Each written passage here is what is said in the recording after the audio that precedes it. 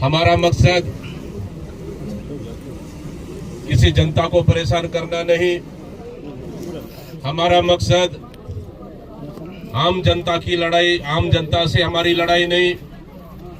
हमारा मकसद है किस राज्य और केंद्र सरकार के खिलाफ हमारी लड़ाई है, और वो लड़ाई कि जिस तरह से राज्य और केंद्र सरकार के द्वारा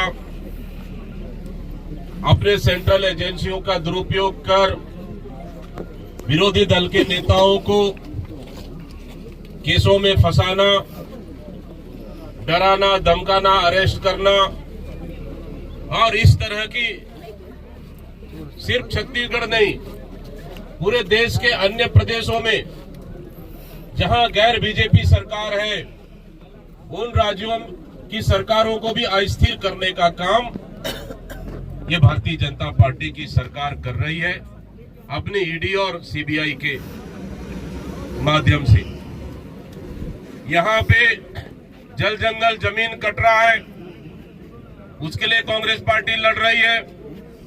छत्तीसगढ़ में ऐसे कई मुद्दे हैं, युवाओं को मुद्दों को लेकर कांग्रेस पार्टी लड़ रही है, माता बहनों को मुद्दों को लेकर कांग्रेस पार्टी लड़ रही है, किसानों के मुद्दों को लेकर कांग्रेस पार्टी लड़ रही है, यहाँ के आदिवासियों की मुद्दों को लेकर कांग्रेस पार्टी लड़ रही है। और कहीं न कहीं इसी का नतीजा है कि इस 1.5 साल में इस सरकार को हम लोगों ने, कांग्रेस पार्टी ने, तमाम कार्यकर्ताओं ने सड़क की लड़ाई लड़कर ये साबित कर दिया कि ये सरकार सिर्फ चुनाव के वक्त झूठे वादे करके जनता को झूठे सपने दिखाकर सत्ता में आई, लेकिन सत्ता में आने के बाद जनता की सपनों को चकनाचूर करने का काम किया। और सिर्फ ये उनकी नाकामी और उनकी जिस तरह की असफलता को हम लोगों ने 1.5 साल में जनता तक पहुंचाने का काम किए। आदरणीय साथियों, इसी से सरकार कहीं न कहीं बौखलाई हुई है, अपने नाकामियों को छिपाने के लिए, अपने आप को बचाने के लिए, और अपने चहेते उद्योगपति अंबानी, अडानी को छत्तीसगढ़ की खनिज संपदा को सौंपने के लिए कहीं न कहीं एक दृष्ट राष्ट्र की तरह काम कर रही है, और उसके खिलाफ लगातार कांग्रेस पार्टी लड़ रही है। इसलिए कभी तो ईडी, कभी तो सीबीआई, कभी तो ईओडब्ल्यू, किसी भी कांग्रेस नेताओं के यहाँ भेज दो और ठोक पीट के उनको राइट कर दो और बोल दो कि इनका नाम ले लेना, हम आपको छोड़ देंगे। सिर्फ यही धंधा चल रहा है। कब तक हम डरेंगे, कब तक हम चुप रहेंगे? ये लोकतंत्र है। इस लोकतंत्र में हम राजनीतिक रूप से लड़ाई लड़ रहे भारतीय जनता पार्टी के खिलाफ में। छत्तीसगढ़ की जनता ने उन्हें सत्ता दिया, 5 साल सरकार चलाए, लेकिन सत्ता के मदमस्त होकर, सत्ता के दम पर उन्होंने विरोधी दल के नेताओं को, चुने हुए नेताओं को जिस तरह से जेल भेजने का काम कर रही है, चाहे कवासी लखमा की बात करें, चाहे देवेंद्र यादव की बात करें, बलौदा बाजार घटना की बात करें, जहां हमारे एनएसयू यूथ कांग्रेस के जिला अध्यक्षों को उन्होंने जेल भेज दिया, और कई ऐसे अभी भी लगातार। मतलब ये सरकार छत्तीसगढ़ में अपने आप को 1.5 साल में स्थापित करने में पूरी तरह से फेल रही है। इसी का नतीजा है। कोरबा में देखेंगे तो डिप्टी सीएम का काफिला, अरुण साहब का काफिला को ग्रामीण रोक देते हैं। आप वहां सांसद हमारा बिलासपुर और उसके बाद सेंट्रल मिनिस्टर दोकन साहू का काफिला को ग्रामीण रोक दे रहे हैं। हमारे यहाँ का सांसद को तो वहां से क्या बोलते हैं, कलेक्टेड, सुकमा कलेक्टेड से पीछे भागने को मजबूर हो रहे हैं। आखिर क्यों? जनता ने 1.5 साल में आपकी स्थिति को भांप लिया है। अगर आप में हिम्मत होती तो जनता के सामने अगर आप जाकर बात कर सकते थे। क्या तकलीफ है बताइए, क्या कमियां रही है हम लोगों में? मैं बात रखूंगा, मैं आपके लिए बात करूंगा, आपकी मांग को हम पूरा करेंगे। ये सामना नहीं कर पा रहे हैं, पीछे दरवाजे से भाग रहे हैं, और वहाँ के ग्रामीणों के खिलाफ FIR, जहाँ दोनों जगह चक्का जाम, जहाँ दोनों जगह मंत्रियों को घेरे वहाँ पे FIR। मतलब सिर्फ FIR से आप डराना चाह रहे हो, आप कानून का डर दिखा के आप डराना चाह रहे हो, आप नहीं चलेगा आदरणीय साथियों। इसलिए मैं आप लोग के माध्यम से कहना चाहता हूँ, आज हमारा मकसद है कि हम छत्तीसगढ़ से इस तरह से चुनी हुई सरकार विरोधियों को डराना बंद करे, क्योंकि हम सड़क से लेकर सदन तक मजबूती के साथ सरकार के मुद्दों को लेकर, हम सकारात्मक मुद्दों को लेकर हम जनता के मुद्दों को लेकर हम लड़ाई लड़ रहे हैं, लेकिन इस तरह के डराने और धमकाने की राजनीति बिल्कुल भी हम बर्दाश्त नहीं करेंगे। धन्यवाद देता हूं मैं सुप्रीम कोर्ट को, हमारे न्यायालय को। उन्होंने ईडी को साफ साफ कहा कि आप जनता के मुद्दों को राजनीतिक रूप से लड़िए। राजनीतिक रूप से राजनीतिक दल है, उन राजनीतिक दलों को राजनीतिक रूप से लड़ने देना चाहिए।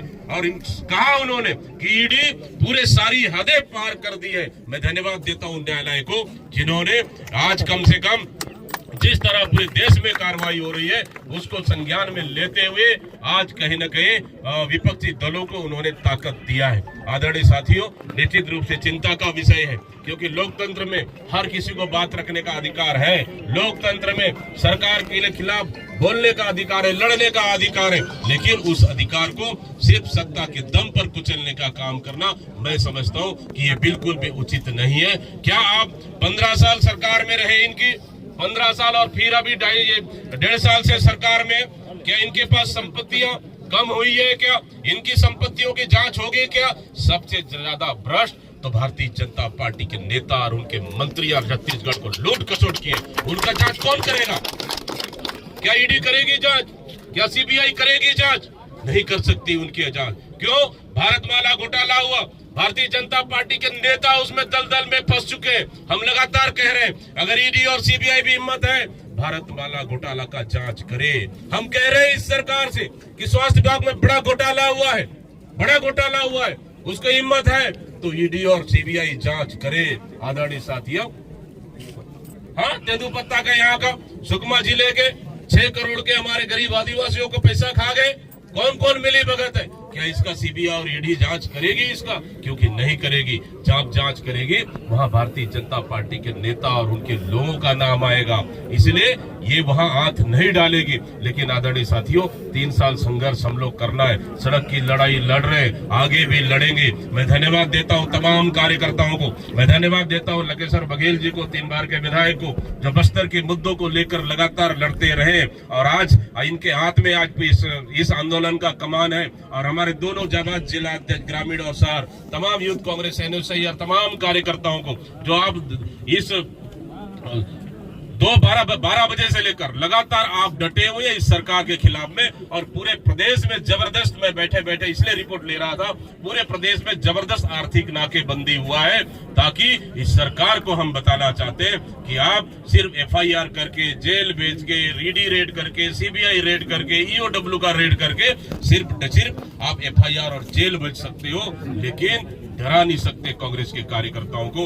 ये चीज आप लोगों ने साबित कर दिया है। और शानदार पूरे प्रदेश में कार्यक्रम रहा, हर जगह हमारे कार्यकर्ताओं ने सैकड़ों की तादाद में रहकर आज आगे एक आक्रोश एक सरकार के खिलाफ में आप लोगों ने दिखाया है। निश्चित रूप से बहुत बहुत धन्यवाद और शुभकामनाएं और बधाई देता हूं। आदरणीय साथियों, डरना नहीं है, हम लोग सरकार के सकारात्मक मुद्दों को लेकर हमको लड़ना है, और ये हमारा संघर्ष और हमारी ये लड़ाई अंततः आने वाला 3 साल तक जारी रहेगा। और मैं आपसे दावा करता हूं कि आने वाला 3 साल में इस सरकार को पूरा प्रदेश से उखाड़ कर फेंकेंगे, और उस समय हम जनता के मुद्दों की जिस लड़ाई लड़ रहे उस मुद्दों को लेकर काम करेंगे।